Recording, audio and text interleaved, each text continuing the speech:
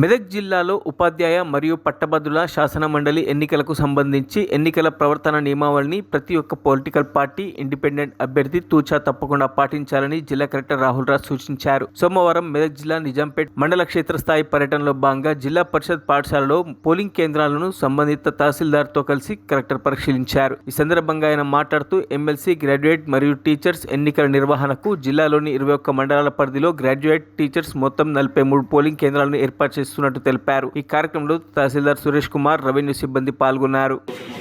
మన మెదక్ డిస్ట్రిక్ట్కి సంబంధించి గ్రాడ్యుయేట్స్కి plus teacher కాన్స్టిట్యున్సీకి కూడా రెండుకి కూడా ఎలక్షన్స్కి schedule already election commission announce చేయడం జరిగింది. మరి దాంట్లో భాగంగా మనకి మోడల్ కోడ్ ఆఫ్ కండక్ట్ ఆ రోజు నుంచి అనౌన్స్మెంట్ చేసిన రోజు నుంచి కూడా మనకి already model code of conduct start అయింది.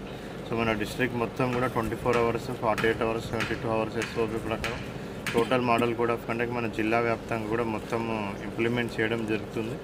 మరి దాంట్లో భాగంగా ఎస్పెషల్లీ మనకి మెయిన్ థింగ్ ఏంటంటే పోలింగ్ స్టేషన్స్. ఆల్మోస్ట్ మండలికి ఒక పోలింగ్ స్టేషన్, గ్రాడ్యుయేట్స్కి సపరేట్ పోలింగ్ స్టేషన్, అదేవిధంగా మనము టీచర్స్ కూడా సపరేట్ పోలింగ్ స్టేషన్స్ మనం మొత్తం డిస్ట్రిక్ట్లో పెట్టడం జరిగింది.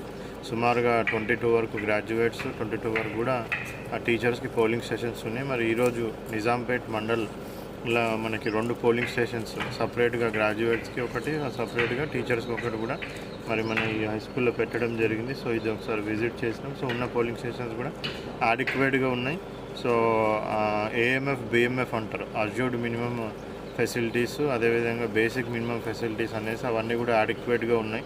సో డ్రింకింగ్ వాటర్ కానివ్వండి, నార్మల్ వాటర్ కానివ్వండి, అదేవిధంగా టాయిలెట్స్ కానివ్వండి, ప్లస్ పోలింగ్ స్టేషన్ రూమ్స్ లోపల కూడా ఫ్యాన్స్, ట్యూబ్ లైట్స్, లైటింగ్ అదంతా కూడా ప్రాపర్గా ఉంది. సో మనము పోలింగ్ స్టేషన్ అసెంబ్లీ ఎలక్షన్ టైంలోనేమో మనకి అసెంబ్లీ పార్లమెంట్కి ఈవీఎంస్ యూజ్ చేస్తాం.